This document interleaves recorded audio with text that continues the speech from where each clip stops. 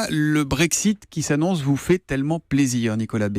Je crois que le peuple britannique a parlé et qu'un vent de liberté a soufflé.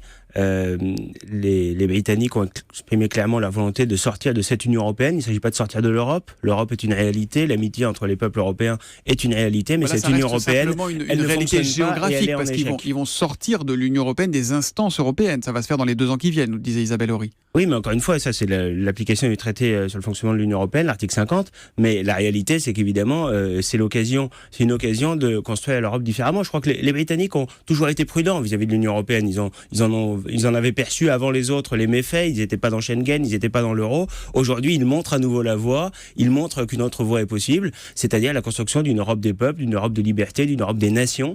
Et le vote d'hier, qui est un grand moment de respiration démocratique, 72% de participation, une victoire qui est nette. Je crois qu'il y a une campagne d'ailleurs qui s'est bien passée sur les vrais enjeux là-bas en Grande-Bretagne. Les enjeux de la campagne ont été clairement posés.